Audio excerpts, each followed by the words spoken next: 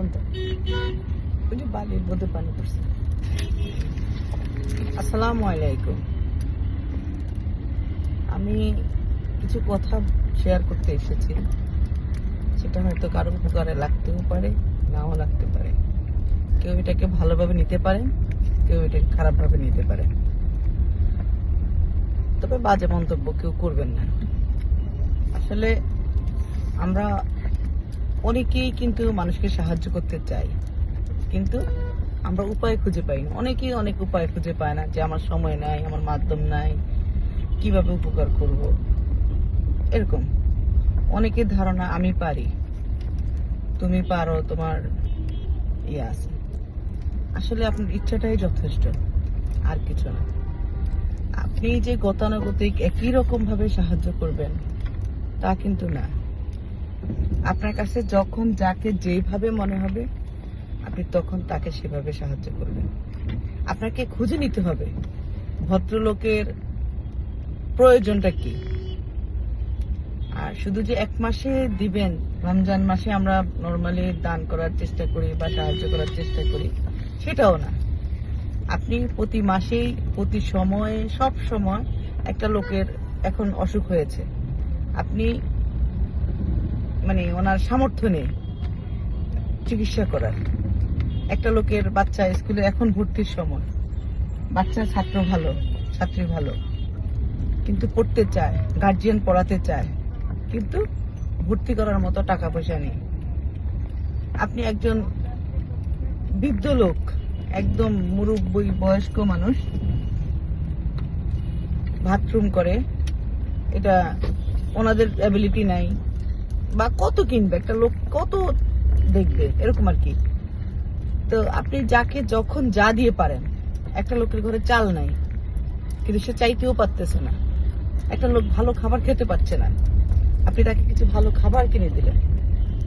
আপনার যার fan pass দরকার তাকে ফ্যান পাস দিলেন, যার টাকা দরকার তাকে টাকা দিলেন, যার খাবার দরকার তাকে খাবার দিলেন। শুধু আপনার ইচ্ছাটাই যথেষ্ট। আল্লাহ যে আপনাকে কিভাবে সহায়তা করবে আপনি নিজেও বুঝতে পারবেন না। আমাদের দেশে এখন যে টেকনোলজি, আমাদের দেশে এখন যা যে ব্যবস্থা, আপনি বা পৃথিবীর যে কোনো প্রান্তেই থাকেন না কেন, আপনি যে কোনো মানুষকেই হেল্প করতে পারেন। আপনার ইচ্ছাটাই যথেষ্ট, আর কিছু না।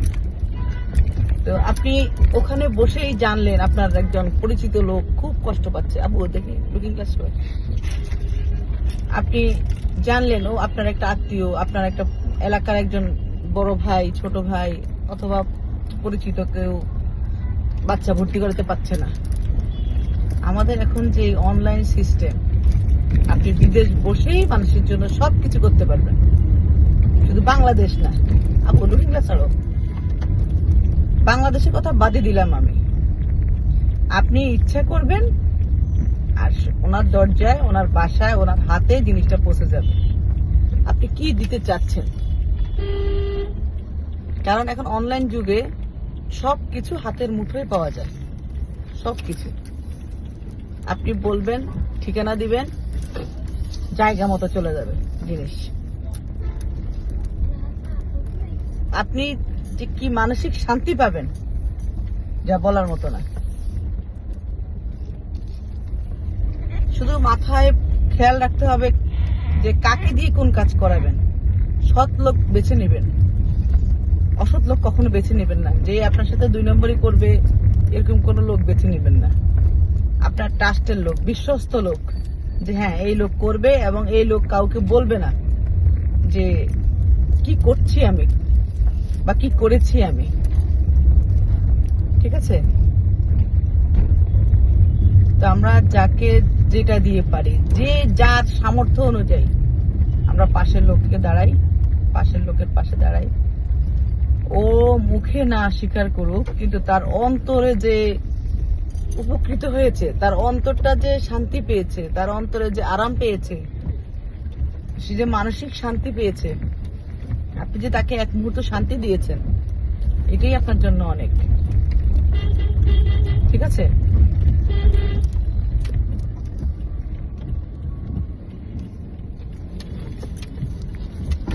তো আমরা সবাই চেষ্টা করব যে যার সামর্থ্য অনুযায়ী সাহায্য করার, ঠিক আছে? যেভাবে পারি, ছোট হোক বড় হোক, সাহায্য করার ক্ষেত্রে কোনো কিছু বাধা করবো না, হ্যাঁ?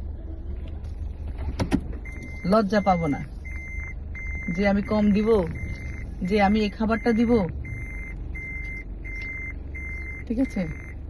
আপনার কাছে যা আছে, দেখা যায় আপনার কাছে মনে হবে যে এটা দেওয়া ঠিক হবে না, কিন্তু আপনি ওই লোককে দেন, দেখবেন যে ও অনেক উপকৃত হবে। যা ভাবছো,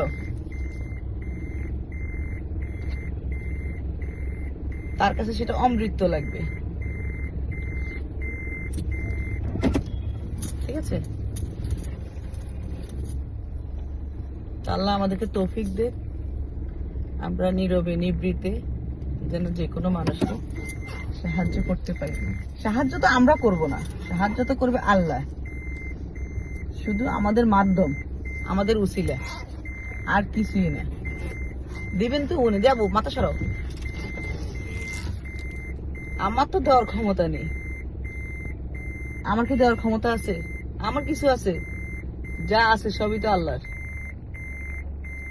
আল্লাহ যাকে যখন যা পছন্দ করবে তখন তাকে তা দিবে। আল্লাহ দিয়ে পরীক্ষা করে, আবার নিয়েও পরীক্ষা করে। তো আল্লাহর জিনিস আল্লাহ আমাকে দিয়েছে, আমি যদি এর থেকে আল্লাহকে কিছু ভাগ না দিই তাহলে কি হবে? এখন ওই যে অনেকে প্রশ্ন করবে, কিয়ামতের মাঠে বললে না, আল্লাহ বলবে যে তুই আমাকে খাওয়াস নাই, তখন ওরা বলবে যে আপনাকে তো দেখি নাই, আপনাকে খাওয়াবো কিভাবে? তখন বলবে কেন, আমি যে ওই দিন তোর কাছে খাবার চেয়েছি, তুই তো খাবার দিবি না। সেরকমই আমাদের খাবারের অংশটাই গরিব দুঃখী আত্মীয় স্বজনের হক। আমরা সবসময় ওদেরকে এখান থেকে দেওয়ার চেষ্টা করব, যার যা আছে তাই নিয়ে। সবই তো আল্লাহর, আমার তো কিছু নাই। ছেলে বলেন, মেয়ে বলেন, সম্পদ বলেন, আল্লাহ দিবে, আল্লাহ আবার নিয়ে যাবে, যাকে খুশি তাকে। ঠিক আছে, ভালো থাকবেন। জি, আসসালামু আলাইকুম। সবাই সবার জন্য দোয়া করবেন, এই কামনাই করছি।